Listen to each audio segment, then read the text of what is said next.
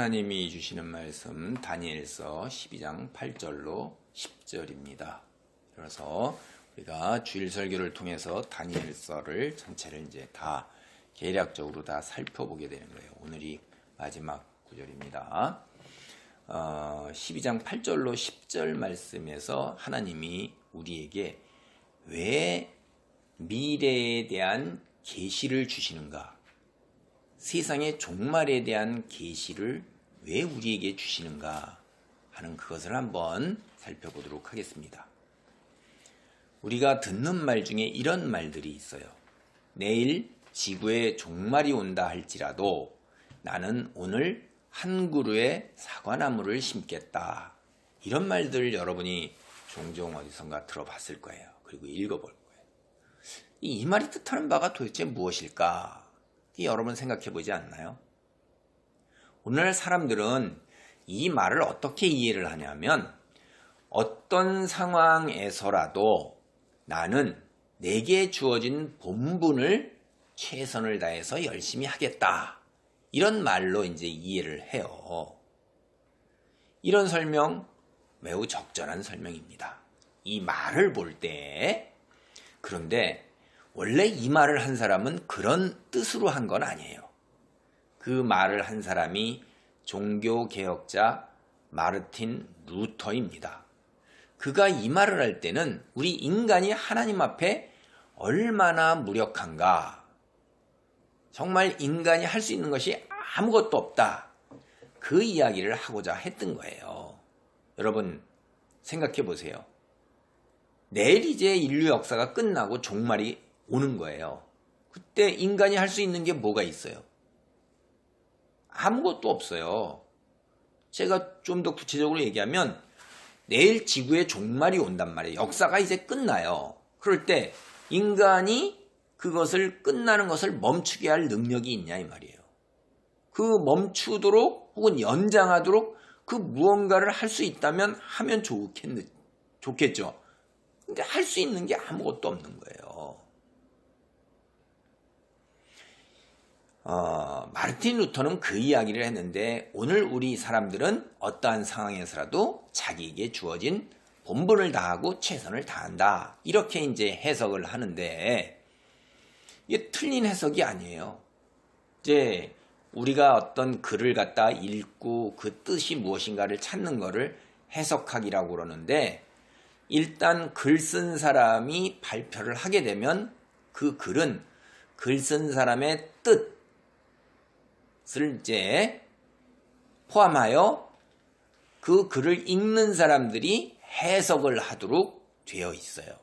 그래서 글 쓴 사람의 그 뜻뿐만 아니라 그 글을 읽는 독자의 설명도 함께 덧붙여지게 됩니다. 이게 오늘날 우리가 이제 알고 있는 바예요. 그래서 내일 지구에 종말이 온다 할지라도 나는 오늘 한 그루의 사과나무를 심겠다 라는 이런 말을 원래 생각했던 마르틴 루터의 해석, 인간의 무기력함, 신 앞에서 아무것도 할 수 없는 나약함, 그거 맞고요. 그 다음에 어떤 상황에서라도 최선을 다하며 본분을 다하겠다라는 그런 해석도 맞는다 하는 이야기를 제가 드릴 수 있어요.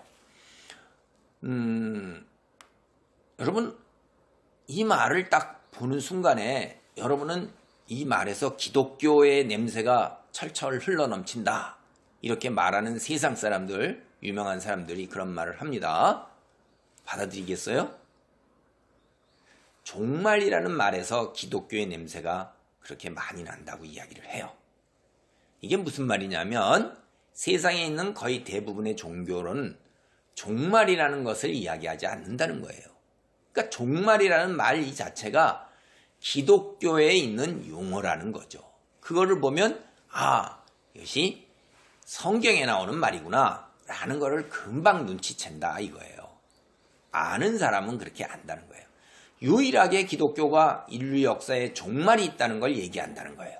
그리고 동시에 그때의 모든 사람의 육체적 부활 그리고 최후의 심판, 이거는 기독교만이 얘기하고 있어요.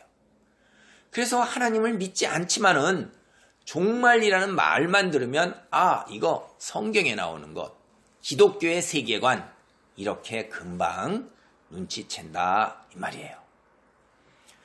여러분, 사실 그리스도인이 아니라도 세상의 종말에 대해서 관심을 갖는 사람은 참 많아요. 재미있는 사실은 동서고금을 막론하고 옛 문헌을 보면 당대의 젊은이들이 버릇이 없어서 말세다, 종말이다 이렇게 말하고 있는 것, 그렇게 적어놓은 글들을 우리가 볼 수가 있어요. 참으로 오래된 2000년 전의 문헌에서도 그때의 젊은이들이 너무나 버릇없고 부모를 모르고 우더른을 공경하지 않기 때문에 이제 말세다 라고 그런 적어놓은 글들이 나와요. 세상 사람들 역시 종말의 한 현상으로 뭘 생각했냐면 도덕윤리가 망가지는 거예요. 그리고 자기 중심적으로 자신의 탐욕과 쾌락을 채우기 위해서 수단 방법을 가리지 않는 그런 세상 풍조라고 생각하면서 개탄을 했던 것입니다. 세상 사람들은 세상의 종말, 이게 세상의 타락이라 이거예요. 그렇게 막연하게 이야기했어요. 근데 우리 성경을 알고 하나님을 믿는 사람들은 하나님께서 계획하신 바 그대로 세상의 종말이 임한다고 믿으면서 살아갑니다. 그래서 하나님을 믿는 사람들, 이스라엘 백성이든 기독교인이든 세상 사람과 달리 종말이 언제냐 하는 거에 대해서 사실 관심이 많아요. 그 종말의 때, 시기에 대해서 관심이 많은 거죠. 하나님께서는 이스라엘 민족에게 선지자를 보내셔요. 그래서 이스라엘의 앞날과 세상의 종말에 대해서 예언을 해주시고 이걸 계시라고 그러죠. 그거를 계시를 주고 계셔요. 다니엘서도 그런 계시 중에 하나예요. 다니엘서 11장과 12장에서 마지막이라는 말이 나오고 있는 곳을 우리가 보면 11장 40절에 시작하면서 마지막 때에 이렇게 나와요. 12장 1절의 시작도 그때에, 이 그때가 바로 마지막 때를 받아서 가리키는 거예요. 그리고 12장 4절에도 마지막 때까지, 12장 9절에 또 마지막 때까지, 12장 13절에도 마지막을, 이렇게 마지막이라는 이야기가 요때에도 벌써 5번 이상이 나오고 있잖아요. 그리스도인이 마지막 종말에 관심을 가져야 한다. 이거 굉장히 중요한 거고 당연한 거예요. 왜 그러냐 하면 믿는 이들을 포함해서 다른 사람들에게 종말에 대한 자기 자신의 그 예리한 지식을 드러내면서 자랑하려고, 또는 우리의 종말에 대한 호기심을 충족하기 위해서 이런 거 아니에요. 종말의 때를 확실하게 깨닫게 되면 세상 사람들과 구별된 삶을 살 수 있어요. 그리스도인으로서 종말을 준비하는 삶을 살 수 있다 이 말입니다. 세상 사람들은 개인적 종말, 즉 죽는 거예요. 그리고 세상의 마지막 종말, 예수님께서 재림하셔서 최후의 심판이 이루어지는 날, 이런 종말, 이 두 가지 종말을 외면을 하고 살아가요. 그런 사람들은 어떻게 사냐? 자기 중심적인 삶을 사는 거예요. 자기 중심적이기 때문에 자기 스스로가 하나님이 되어서 자기를 위해서 살아가는 거예요. 인생의 목표가 자신의 왕국을 구축하면서 자신이 것을 누릴 수 있는 대로 누리면서 살고자 하는 것이 전부예요. 그런데 종말이 있다는 것을 깨닫게 되면 이 땅에서 소유하며 누리고자 했던 것들이 그리 대단한 것이 아니라는 것을 이제 깨닫게 되고 확신하게 돼요. 그래서 세상 사람들하고는 구별된 삶을 살 수가 있어요. 하나님의 사람으로 세상의 빛과 소금이 되는 그런 소명, 그거를 이루는 것이 최우선순위가 된다 이 말이에요. 이 점에서 참된 그리스도인, 종말에 대해 철저하게 이해를 할 필요가 있어요. 다니엘서 12장 8절입니다. 내가 듣고도 깨닫지 못한지라 내가 이르되 내 주여 이 모든 일의 결국이 어떠하겠나이까 하니 다니엘이 이제 찾아온 천사에게 종말에 이루어질 일이 무엇이냐 그리고 그때가 언제냐를 묻는 거예요. 근데 이게 이제 다니엘에게 사실은 천사가 12장 8절보다 앞서서 이미 이야기를 해줬어요. 종말의 때에 대한 내용. 그 듣고도 이해를 못하는 거예요. 그래서 다시 또 묻는 거라 이 말이에요. 그 다니엘을 찾아온 천사가 종말이 이루어질 그때가 언제냐 하면 12장 7절을 보면 한때, 두때, 반때를 지나서 이때 종말이 이제 이루어진다고 그랬어요. 그럼 여러분 이게 한때, 두때, 반때 이거 듣고 여러분이 무슨 말인지 알겠어요? 모릅니다. 오늘날에도 몰라요. 그렇게 많은 학자들이 열심히 이 공부를 해서 이걸 해석하고자 노력했건만 사람마다 다 해석이 달라요. 그거는 모른다는 이야기입니다. 이게 도대체 3년 반을 가리키는 거지 한때가 도대체 무엇을 가리키는 건지를 이해를 못하는 거예요. 한때가 1년을 가리키는 건지 모른다 이 말입니다. 그러니까 다니엘 역시 천사가 말하는 걸 들었기는 들었는데 그 예언의 내용을 이해하지 못한 거예요. 그래서 답답해하면서 천사에게 설명을 해달라고 12장 8절과 같이 다시 간청을 한 것입니다. 그러자 천사가 12장 9절의 말로 대답을 하고 있어요. 그가 이르되 천사가 이르는 거예요. 다니엘아 갈지어다. 이 말은 마지막 때까지 간수하고 봉함할 것이니라. 됐다.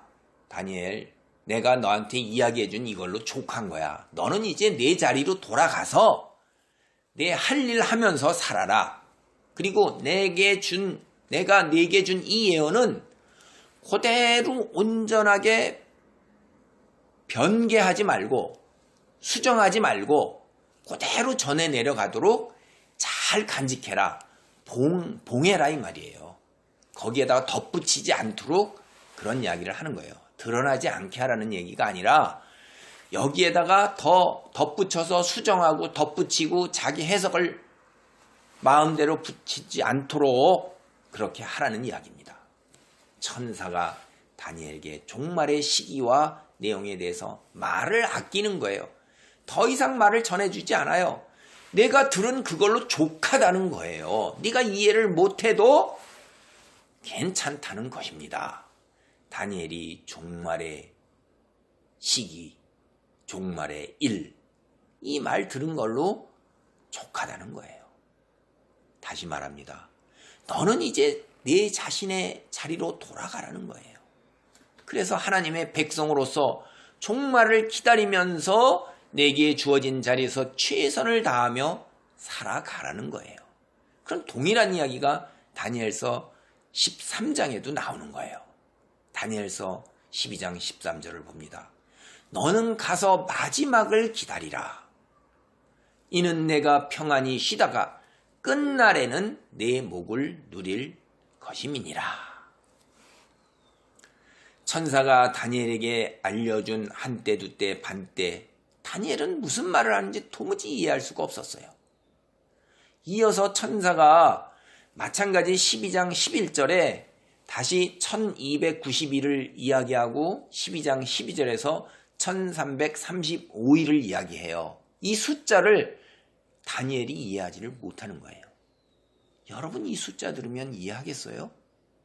여기에는 1291과 1335일이라고 1이라는 그 앞에 아라비아 숫자로 나오는데 이게 도대체 무언가 하는 거를 다니엘 이해 못한 건데 오늘날 우리도 이해를 못합니다. 학자들마다 열심히 공부한 사람마다 여기에 대한 해석이 구구절절이 다 달라요. 이야기는 무슨 말이에요?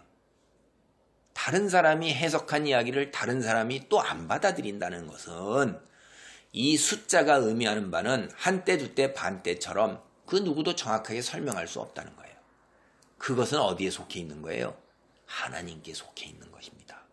인간의 지혜와 능력으로는 알 수가 없는 거예요. 그러니까 종말의 시기는 우리는 알 수가 없다 이 말이에요. 그거는 하나님께 속한 영역이라는 거예요. 그래서 천사가 더 이상 다니엘에게 설명을 더 덧붙이지 않는 거예요. 그리고 돌아가라고 말하는 거예요. 내 자리로 가라.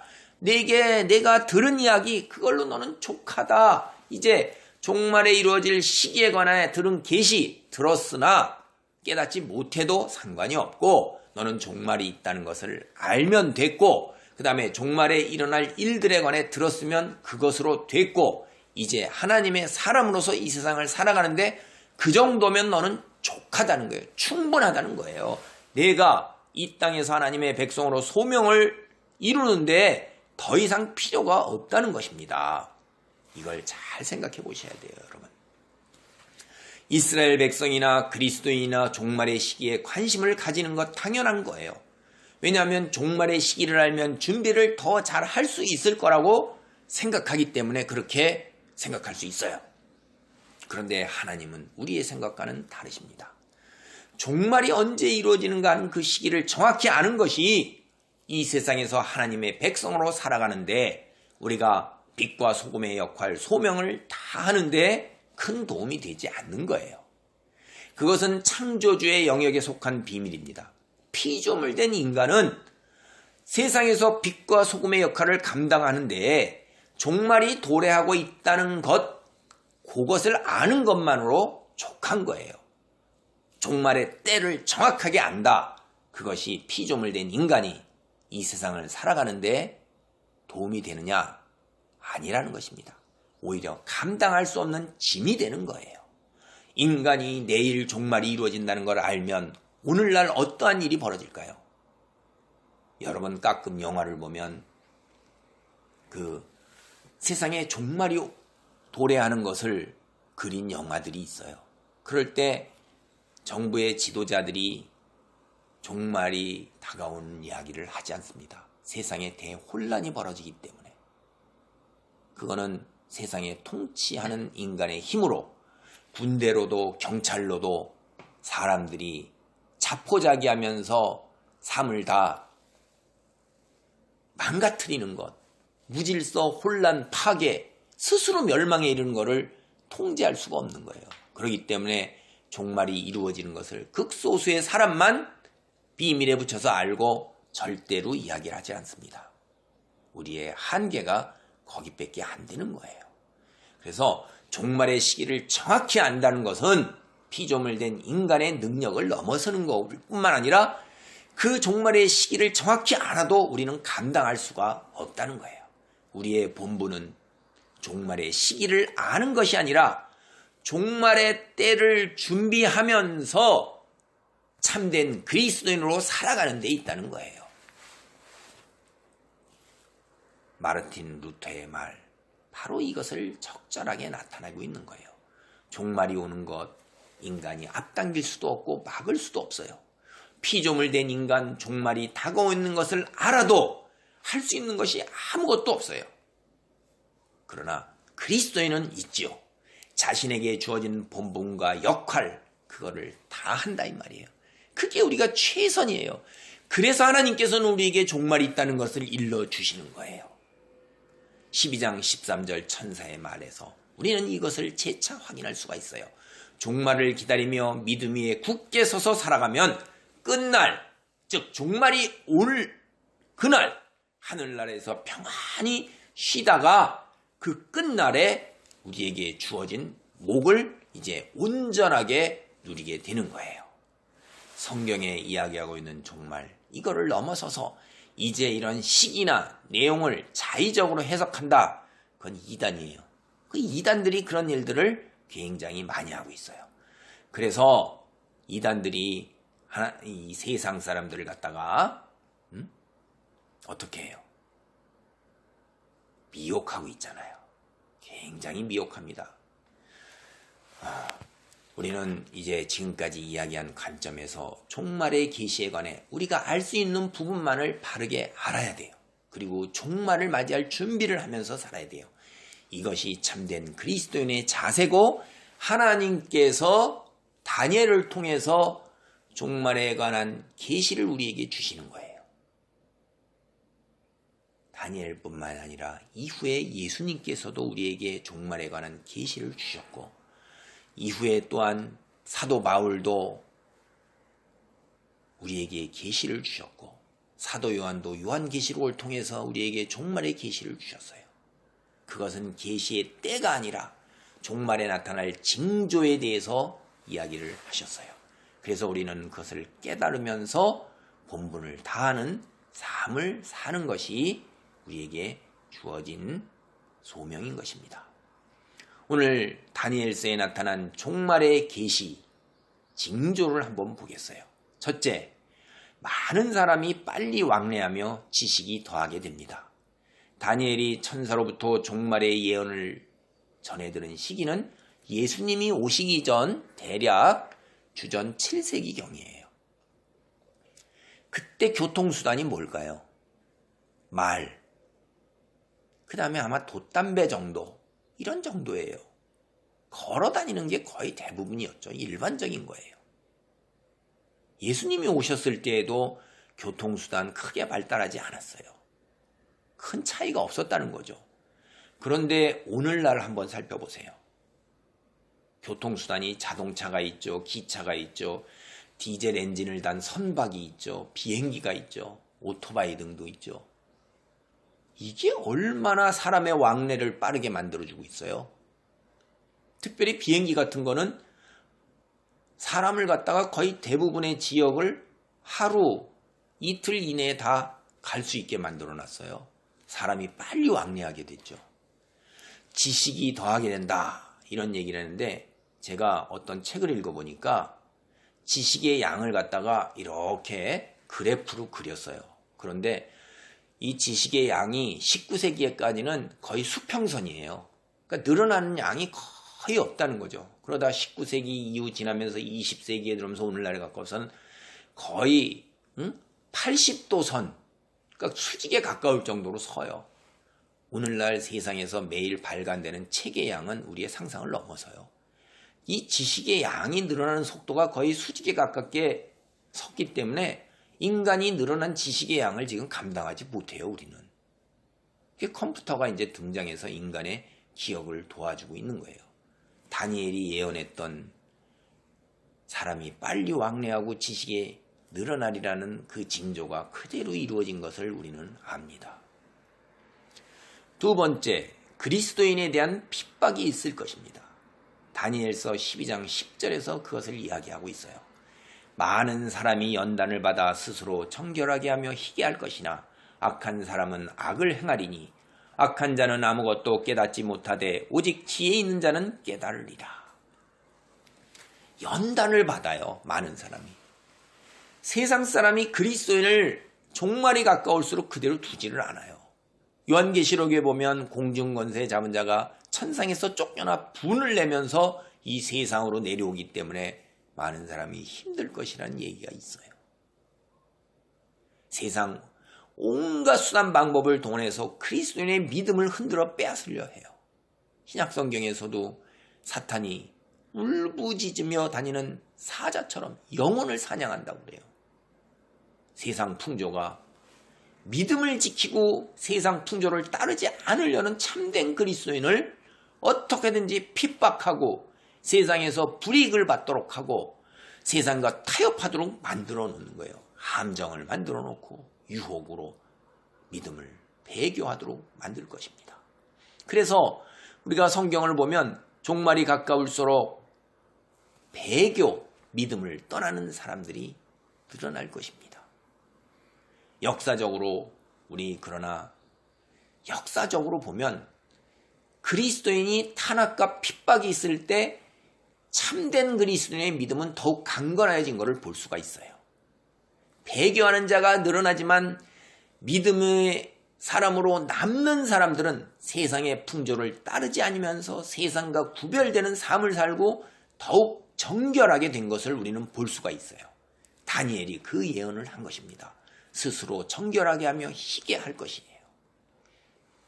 오늘 기독교가 탄압받는 사회주의 국가나 이슬람 국가에 보면 그 사람들은 목숨을 내어놓고 세상의 것을 다 뒤로 하고 하나님을 믿는 정결한 믿음으로 우뚝 서 있는 것을 우리는 보게 됩니다.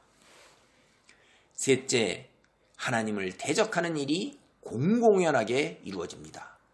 12장 11절 다니엘서를 보면 매일 드리는 제사를 폐하며 멸망하게 할 가장한 것을 세우게 된다고 이야기해요. 우리가 이미 앞에서 살펴본 바와 같이 안티오쿠스 에피파네스 4세가 예루살렘 성전에다가 제우스 신상을 세우고 율법에서 금하는 돼지를 비롯한 가증한 제물로 제단을 더럽힌 것 우리는 알아요. 그리고 하나님의 말씀을 적은 성경의 조그만 조각이라도 갖고 있는 자를 그 자리에서 바로 다 죽여버린 것을 우리는 이미 압니다.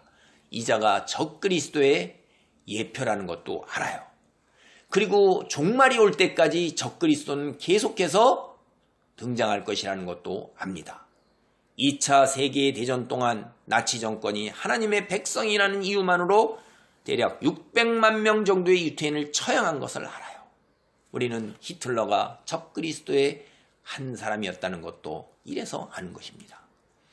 오늘날 영국에서 보면 참 안타까운 일들이 벌어지고 있어요. 무신론자들이 조직을 갖고 스스로 돈을 거두어서 하나님이 안 계시다고 하는 선전 문구를 시내버스에 붙여요. 그리고 이 영국 사람들은 하나님이 인간이 상상으로 만들어낸 신이다 이렇게 주장하며 무신론을 외치고 책을 써내고 온 세계에 전파하고 이게 베스트셀러가 되고 많은 사람들이 이러한 책을 갖다가 읽고서 따라가고 있어요.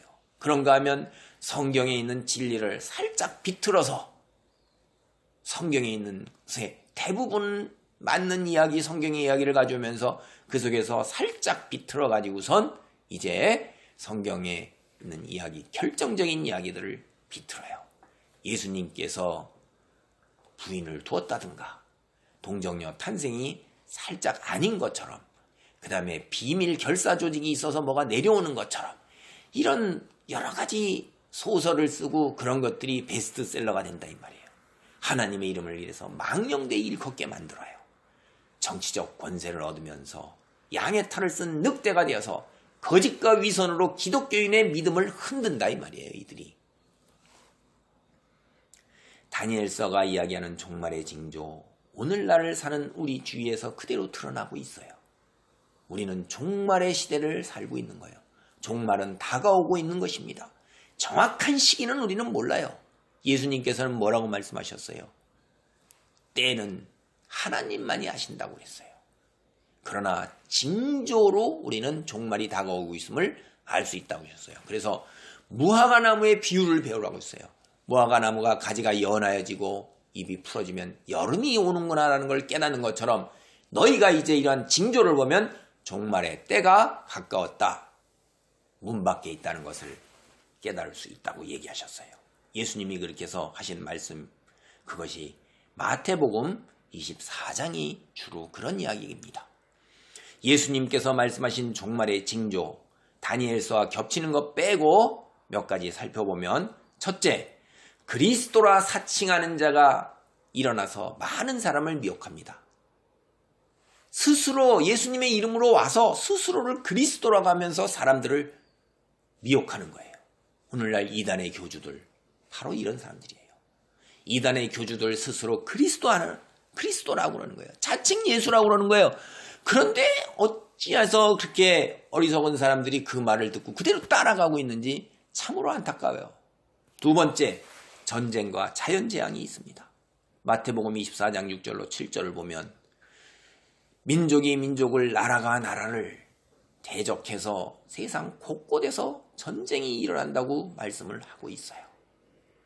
여러분, 오늘날 지구촌 곳곳에서 전쟁이 끊이지 않고 있는 거예요. 우리가 세계 뉴스를 잘 볼 수 있게 되어서 보면 지금도 계속해서 중동이나 아프리카나 남아메리카나 내전뿐만 아니라 국가 간에도 전쟁이 일어나고 있고 끊이지가 않고 있어요. 지진 또한 빈번하게 발생하는 걸 우리는 다 알아요. 자연재해가 그대로 일어나요. 해일도 일어나고 그리고 가뭄도 일어납니다. 그래서 우리는 아프리카가 사막화가 진행되고 중국 땅의 사막화가 진행되면서 우리가 황사로 고통을 받는 것을 우리는 알아요. 그래서 가뭄으로, 기근으로, 홍수로, 지진으로 이런 자연재해, 재앙, 종말의 때를 이야기하고 있는 것입니다. 세 번째, 불법이 성행하면서 사랑이 식어집니다. 도덕윤리가 땅에 떨어지고 준법이라는 것 자체가 외면을 받는 거예요. 이런 것 대신에 자신의 이익이 판단과 행동의 기준이 되는 거예요. 그래서 자기 중심적 삶이 최우선이 되는 거예요. 모두가 이 세상에서 누리는 것이 전부인 것처럼 살아가고 세상 풍조는 기독교인들에게도 그러한 영향을 미칩니다. 그래서 게세라 세라, 될 대로 되라, 까르페디엠, 지금 이 순간을 즐겨라, 욜로, 인생은 한 번뿐이다, 죽기 전에 해야 할 일, 내 하고 싶은 일을 최우선으로 해라, 이런 말들이 우리 주변에서 유행하고 그리고 이런 것에 관한 책들이 쏟아져 나와 있는데 사람들은 그것을 당연한 것으로 받아들이고 그렇게 쫓으면서 사는 사람들이 잘 사는 사람인 것처럼 그런 인상들이 이곳저곳에서 미쳐지고 영향력을 발휘하고 있는 거예요. 하나님이 아니고 인간의 본분을 다하는 피조물된 자리에 있는 것이 아니라 내가 하나님이고 내 삶이 가장 우선적으로 중요한 것이고 세상이 전부다라는 가치관을 드러내면서 기독교인에게도 영향력을 미치고 있는 것입니다. 이런 영향력 속에서 자기 중심적 삶이 우선이 되기 때문에 다른 사람을 이해하고 양보하고 배려하고 사랑, 이런 이야기는 받아들여지는 게 아니에요. 그거는 교과서적인 얘기고 교과서 속에서 하는 얘기지 현실이 아니라는 거죠. 살기 어려운 힘든 사회가 되는 것입니다. 오늘 말씀을 정리합니다. 천사는 다니엘에게 종말 예언을 들은 것만으로 하나님의 사람으로 살아가는데 촉하다고 말합니다. 예수님께서도 동일한 연장선에서 말씀하고 계셔요. 그래서 우리 보고 무화과나무의 비유를 배우라고 말씀하시는 거예요. 종말의 때를 정확히 알지 못하더라도 종말의 때가 도래하는 징조를 보고 종말을 준비하는 삶을 살라고 말씀하시는 거예요. 하나님께서 종말의 예언을 계시로 주시는 이유는 바로 여기에 있는 것입니다. 종말을 준비하는 삶을 살라 하고 우리에게 주시는 거예요. 종말의 때, 시기는 창조주 하나님께 속해 있는 거예요. 피조물된 우리 인간은 징조를 보고 준비하는 삶을 사는 것으로 충분한 것입니다. 오늘날 세상에서 일어나는 종말의 징조를 보면서 하나님께서 우리를 불러 선택하고 세우신 소명을 온전하게 감당하는 그런 놀라운 축복의 자리에 있기를 바랍니다. 아멘.